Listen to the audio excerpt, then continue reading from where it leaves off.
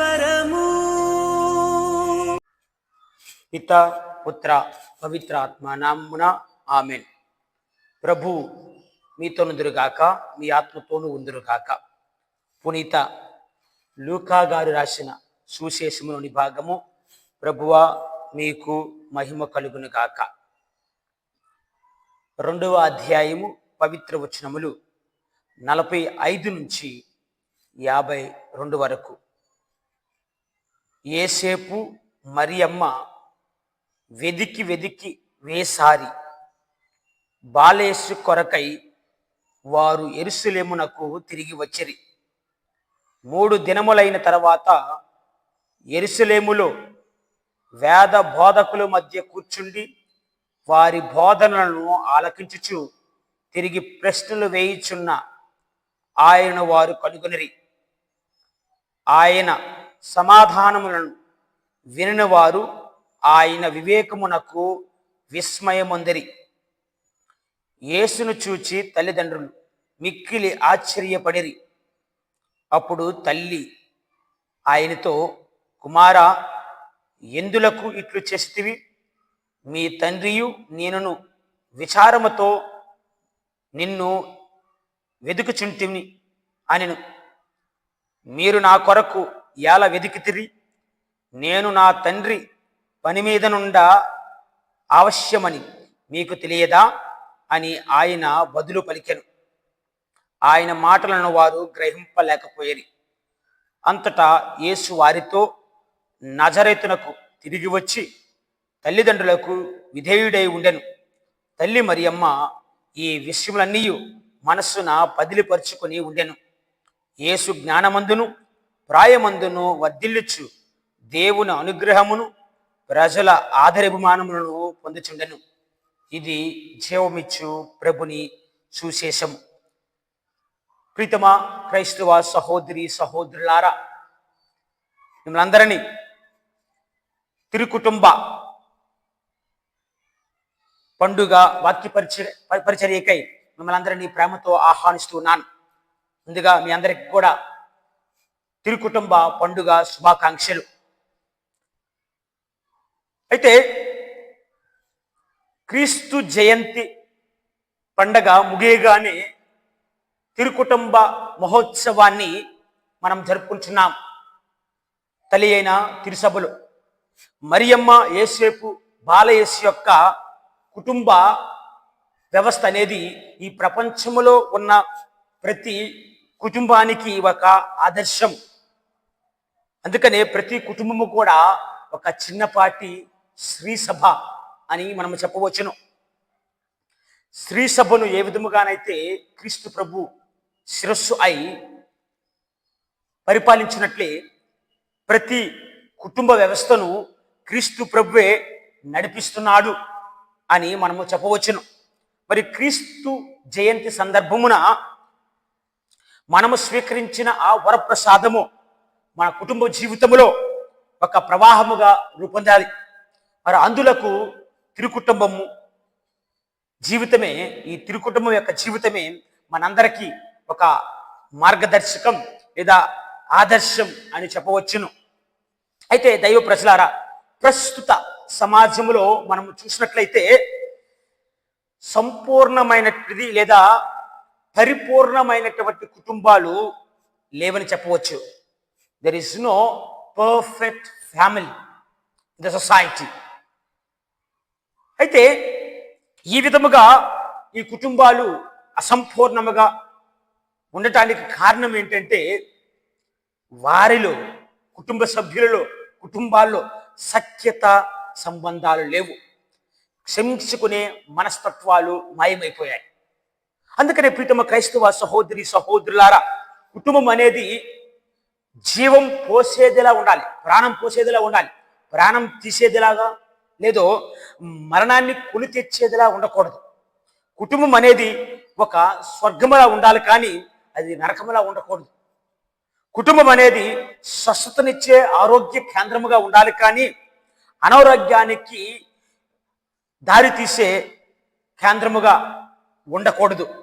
అవును ప్రీతమా క్రైస్తవ సహోదరి సహోదరులారా, మరి ఈనాటి మొదటి పట్టణంలో మనం చూసినట్లయితే తల్లిదండ్రులను గౌరవించమని బోధిస్తూ ఉన్నారు. ఈ విధముగా తల్లిదండ్రులు మనం గౌరవిస్తే మనకి కలిగే లాభాలు లేదా దేవుని యొక్క దీవెనల గురించి ఈనాటి మొదటి పట్టణం శిరాపుత్రుడు యేసు జ్ఞాన గ్రంథంలో మనం చూస్తున్నాం. కాబట్టి ప్రీతమా క్రైస్తవ సహోదరి సహోదరులారా, తల్లిదండ్రులను గౌరవించడం ద్వారా మనకు కలిగే లాభాలు ఏంటంటే మన యొక్క ప్రార్థనలు దేవుడు ఆలకిస్తాడంట. మరి అదేవిధంగా మనకి దీర్ఘాయుస్సు లభించును, మన యొక్క పాపాలు క్షమించబడతాయి, మనకు సంపద లభించును. వృద్ధాప్యములో ఉన్నటువంటి తల్లిదండ్రులను మీరు చక్కగా చూసుకోవాలి, వారిని గౌరవించాలి, వారి యొక్క ఆదరాభిమానాలు మీరే చూసుకోవాలని ఈనాటి మొదటి పట్టణము ద్వారా దేవుడు మనకు బోధిస్తున్నాడు. కాబట్టి ప్రీతమా క్రైస్తవ సహోదరి సహోదరులారా, ఈనాటి భక్తి కీర్తనలో కూడా చూస్తున్నాం. కీర్తనల గ్రంథము 128వ కీర్తనలో దేవుని గౌరవిస్తే మనకు వ్యక్తిగతమైన దీవెనలు లభిస్తాయంట. అదేవిధంగా ఉన్నతమైనటువంటి ఒక మంచి కుటుంబాన్ని దేవుడు మనకి ప్రసాదిస్తాడు. గుణవంతురాలైనటువంటి భార్య లభిస్తుంది.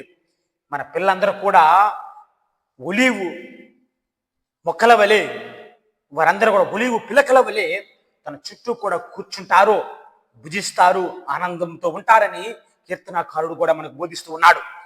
మరి అదేవిధంగా ప్రీతమ క్రైస్తవ సహోదరి సహోదరులారా, ఈ కుటుంబ వ్యవస్థ గురించే నేటి సువిశేష పట్టణం కూడా మాట్లాడుతూ ఉన్నది. అంతటా యేసు వారితో నజరేతునకు వచ్చి తల్లిదండ్రులకు విధేయులై ఉండెను. యేసు జ్ఞానమందును ప్రాయమందును వర్ధిల్లుచు దేవుని అనుగ్రహమును ప్రజల యొక్క ఆదాయాభిమానాలను పొంది ఉన్నాడని లూకా సువార్తికుడు మనకు బోధిస్తూ ఉన్నాడు. అవును ప్రీతమ క్రైస్తవ సహోదరి సహోదరులారా, క్రీస్తు ప్రభు తల్లిదండ్రులకు విధేయులై జీవించాడు. ఒక పక్క తల్లిదండ్రుల యొక్క ఆదరణను, ప్రజల యొక్క ఆదరాభిమానాలను పొందుతూ ఉన్నాడు తన యొక్క నడవడిక ద్వారా సమాజంలో. మరి ఈనాటి 2వ పట్టణంలో కుటుంబ వ్యవస్థ గురించి మాట్లాడుతూ కుటుంబ సభ్యులందరూ కూడా ఏ విధంగా ఉండాలో అని మనకి కొలస్సీలకు రాసిన లేఖలో మనం చూస్తున్నాం. భార్యలు భర్తలకు విధేయులై ఉండాలి, భర్తలు భార్యలను ప్రేమించాలి, బిడ్డలు తల్లిదండ్రులకు విధేయులై జీవించాలి. అదే విధంగా తల్లిదండ్రులు నీ యొక్క బిడ్డలకు కోపం రేపకుండా ప్రేమాప్యాయతలతో వారిని చూసుకోవాలి, ముందుకు నడిపించాలని బోధిస్తూ ఉన్నాడు. అవును ప్రీతమ క్రైస్తవ సహోదరి సహోదరులారా, మరి మన కుటుంబ వ్యవస్థలన్నీ కూడా ఈరోజు పండగ చేసుకుంటున్నటువంటి ఈ యొక్క తిరుకుటుంబం యొక్క లక్షణాలను లేదా ఈ యొక్క తిరుకుటుంబాన్ని ఒక సుమాత్రికగా మనమందరం కూడా తీసుకోవాలని వాక్యం సెలవిస్తూ ఉన్నది. ముందుగా ఈ తిరుకుటుంబం యొక్క సుమాత్రికలలో మొట్టమొదటిది ఏంటంటే దైవ చిత్తానికి తల వంచాలి. దైవ చిత్తానికై మనమందరం కూడా తల వంచాలి. ఎందుకంటే మరీ తల్లి ఒక్కసారి దేవునకు ఇదిగో నేను ప్రభు దాసురాలను, నీ మాట చెప్పున నాకు జరుగునుగాక దూతకు చెప్పిన వెంటనే ఆ మాటలు తన జీవితంలో నెరవేర్చింది. ఎప్పుడు కూడా దైవ చిత్తానికే తల వంచింది, కానీ ఈ లోకపు వ్యామోహాలకి తల వంచలేదు. మరి అదే విధముగా జోజప్ప గారు కూడా, నీతిమంతుడైన జోజప్ప గారు కూడా తన శరీరము కానటువంటి బిడ్డను బాలయేసును తన కుమారునిగా ఒక సాకుడు తండ్రిగా బాలయేసుకు ఉన్నాడు. మరి మరీతల్లి యొక్క ఆదరాభిమానాలను చూసుకున్నాడు. ప్రభు యొక్క చిత్తానికి తల ఉంచి ముందుకి నడిచాడు. కాబట్టి ఈ యొక్క సుమాత్రికలో మొట్టమొదటిది దైవ చిత్తానికి మనం అందరం కూడా తల వంచాలి. ఇక రెండోది ఏంటంటే నమ్మకము, విశ్వాసం. తిరుకుటుంబంలో ఉన్నటువంటి ఇంకొక సుమాత్రిక ఏంటంటే నమ్మకము, విశ్వాసము. ఇక్కడ జోజప్ప గారు దేవదూత చెప్పిన మాటలు విన్నాడు. మరియ తల్లిని ఇక మీద అవమానించాలనుకోలేదు. ఆయన బహిరంగముగా అవమానించి చంపాలనుకోలేదు. కలలో దేవదూత వచ్చి దావీదు కుమారుడుగు యోసేపు, నీ భార్యగు మరియమ్మను భార్యగా స్వీకరించడానికి నువ్వు భయపడవద్దు, ఎందుకంటే ఆమె పవిత్ర ఆత్మ ద్వారా గర్భము ధరించింది. ఆమె ఒక శిశువునకు జన్మనిస్తుంది. ఆయన పేరు ఇమ్మానుయేలు అని పేరు పెట్టు అని చెప్పిన వెంటనే తనలో ఉన్నటువంటి చిన్నపాటి అపనమ్మకాలన్నీ వెంటనే పోయాయి. సంపూర్ణమైన విశ్వాసాన్ని కలిగి ఉన్నాడు, నమ్మకాన్ని ఉంచాడు. అదేవిధంగా మూడో సుమాత్రిక యొక్క కుటుంబం నుంచి, తిరుకుటుంబం నుంచి మనము విన్నట్లయితే విధేయత, నిడారంబరత. లూకా సువార్త 2వ అధ్యాయము 7వ వచనంలో మనం చూస్తుంటాం. ప్రీతమ క్రైస్తవ సహోదరి సహోదరులారా, మరి తల్లి తన తొలిచూలు మగబిడ్డన కని పొత్తు గుడ్డలలో ఉంచింది. మరి అదేవిధంగా క్రీస్తు ప్రభు యొక్క విధేయత అవ్వచ్చు, నిడారంబరత చూసినట్లయితే తాను దైవపుత్రుడు అయినప్పుడు కూడా తన దైవత్వాన్ని పట్టుకొని వేలాడలేదు. మనలాగా సురక్షితముగా అన్ని ఉండే విధముగా కోరుకోలేదు. ఒక తల్లిదండ్రులకు విధేయులై జీవించాడు. తన ఇంటికి వెళ్ళి ఈనాటి సుశస్పటం చూస్తున్నాం, తల్లిదండ్రులకు విధేయులై జీవించాడు, ప్రజల యొక్క ఆదరాభిమానాలు పొందాడు. అదేవిధంగా దేవాలయంలో నువ్వు ఎందుకు ఇలా చేశావు అని అడిగితే సమాధానం చెప్పలేదు. చివరికి తన యొక్క మొట్టమొదట అద్భుతం కానా పెండ్లి విందులో చేసినప్పుడు వారికి ద్రాక్షరసం తక్కువగా ఉంది, వారికి సహాయం చేయి అంటే చివరికి తల్లిని మాట గౌరవించి తల్లికి విధేయులై జీవించాడు. తన అక్కడ అద్భుతం చేశాడు.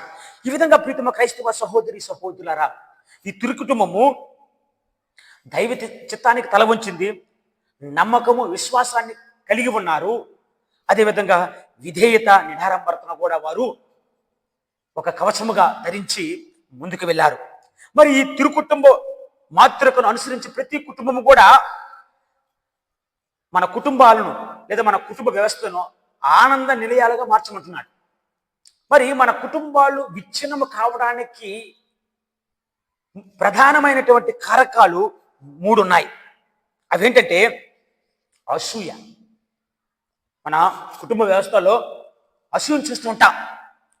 బైబిల్ గ్రంథం చూసినట్లయితే కయీనుడు, ఆబేలు వీరిరువురు కూడా అన్నదమ్ములే, ఒకే తల్లిదండ్రులకు జన్మించారు.